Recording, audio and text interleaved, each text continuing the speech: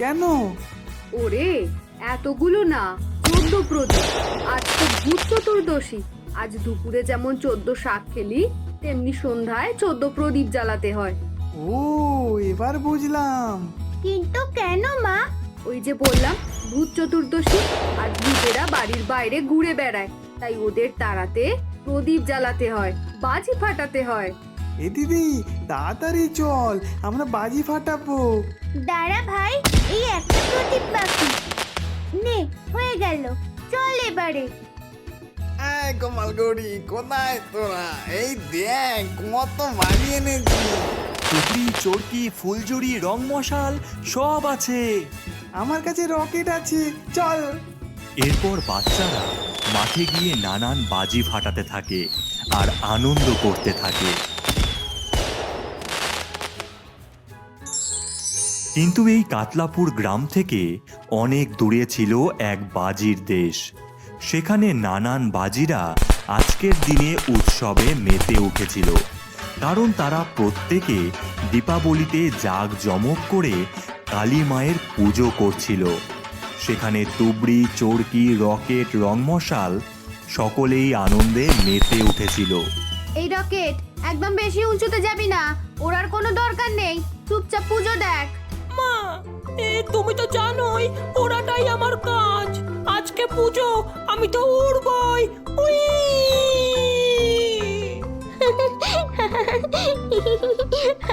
সেই উড়ে গেল।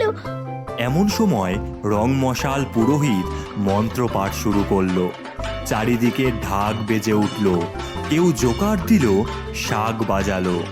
ওং গ্রিং কল্লয়ী নমঃ, ওং গণাবদনাং ঘোড়াং। মন্ত্র পড়তেই দূর থেকে একটা বড় বোমা পড়ল পুজোর সামনে। ফুসকুড়ি বাজির দল, পুজো করবি তোরা? হ্যাঁ, এই দেখ আমার বোম দৈত্য, যে তোদের দেশকে আর তোদের কালিমাকে শেষ করে দেবে, শেষ।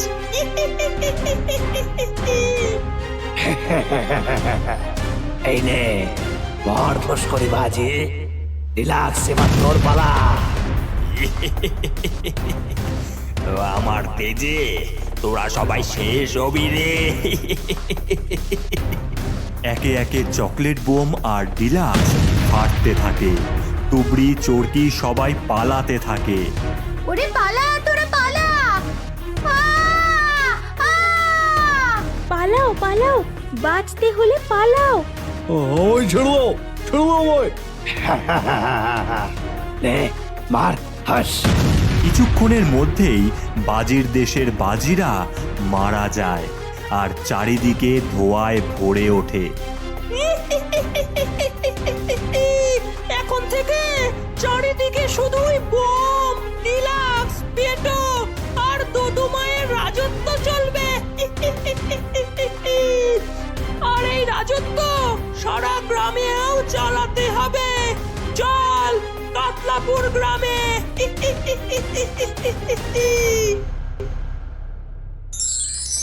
কাতলাপুর গ্রামের বাজারে বিক্রি হচ্ছে নানান বাজি। বাচ্চারা, বড়রা সকলেই বাজি কেনায় ভিড় করেছে। এমন সময় সেখানে উপস্থিত হয় ডাইনি আর বোম দৈত্যরা।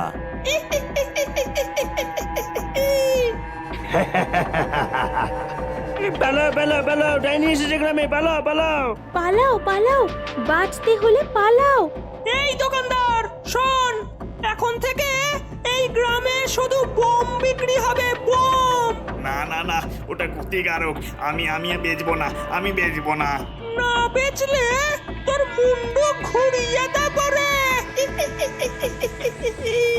ওরে বাপরে, ওরে বাপরে, না না না, ঠিক আছে ঠিক আছে, আমি বেচবো, আমি বেচবো। এই তো। এরপর থেকে গ্রামের সব দোকানদার বোম বিক্রি করা শুরু করে আর গ্রামের ছোট বড় সকলেই মজায় মজায় সেই বোম কিনতেও থাকে। এ আছো আছো, নতুন বোম, নতুন বোম, হেভি আওয়াজ, হেভি আওয়াজ, ফাটাও আর মজা করো। এই দেখ দিদি, আমার রকেট অনেক দূর যাবে। সুই! এবার আমার রকেটের কামাল দেখ। আর কতদিন বাচ্চা হয়ে থাকবি? হ্যাঁ, বোম ফাটা, বোম বোম। এই দেখ, হাতে নিয়ে ফাটাবো, হাতে। এমন শব্দবাজি তোমরা ফাটাচ্ছ কেন দাদারা? এই গৌরী, জ্ঞান দিস না। ছেলেরা দম থাকলে ফাটিয়ে দেখা। হ্যাঁ? না, একদম না। চল এখান থেকে গোপাল। দাঁড়া দিদি, ওদের মজা দেখাবো। লুটেদা, আমার বোম দাও। এই তো সাব্বাস, বাঘের বেটা। এই নে। গোপাল ধূপকাঠি দিয়ে বোমটি ধরায়, ধরতেই ছুঁড়ে মারে, কিন্তু বোমটি ফাটে না।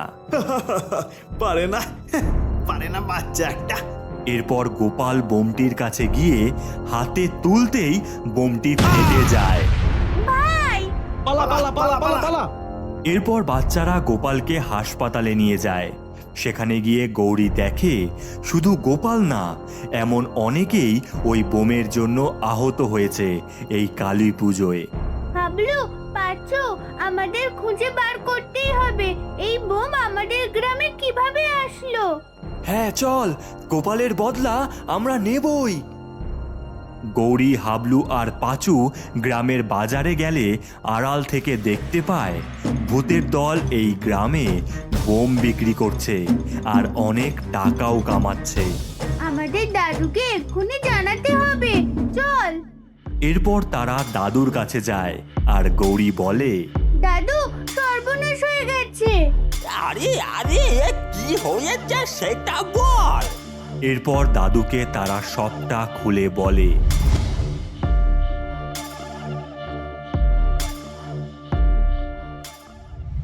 এই নিয়ে আমার জাদুই কার্পেট, আর এই হলো জাদুই পিচকারি। এই নিয়ে তোরা বাজির দেশে পাড়ি দে আর জয়ী হয়ে ফিরে আয়। আমরা আসছি দাদু। এরপর গৌরী, পাঁচু, হাবলু জাদুই কার্পেটে করে বাজির দেশে পৌঁছায় আর বলে, ডাইনি, তোর এত সাহস?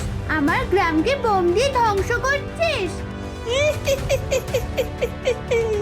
তোকেও ধ্বংস করব। বোম দৈত্য, বোম মার ওদের। বলার আগেই গৌরী আর তার দল পিচকারি করে সমস্ত বোমের গায়ে জল ছিটিয়ে দেয়। নে এবার ফেটে দেখা। আমার সব শক্তি শেষ। না, এ হতে পারে না। তবে রে, এই নে আমার জল বোম। হুশ! বাচ্চারা নিচে পড়ে যায় আর চোট পায়।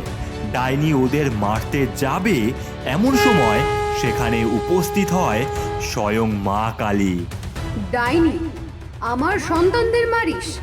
বাচ্চাদের হাতে বোম তুলে দিয়েছিস তুই? আজ তোর রক্ষা নেই। আমায় ছেড়ে দাও, আমায় ছেড়ে দাও। আমার পুজোয় কোনো শব্দবাজি প্রয়োজন নেই, তেমনি এই পৃথিবীতে তোর কোনো প্রয়োজন নেই। এই নে। মা কালী খাড়া দিয়ে ডাইনিকে মেরে দেয় আর ডাইনি মাটিতে লুটিয়ে পড়ে। ধন্যবাদ মা কালী। তোমরা অনেক সাহসী। তোমরা শব্দবাজি থেকে দূরে থাকো আর গ্রামকে সতর্ক করো। যাও, তোমরা গ্রামে ফিরে উৎসবে মেতে ওঠো। তাই হলো, বাচ্চারা কার্পেটে করে গ্রামে ফিরে গোপালকে হাসপাতাল থেকে সুস্থ করে একসাথে মজা করতে থাকে আর গ্রামের সবাই পুজোতে মেতে ওঠে।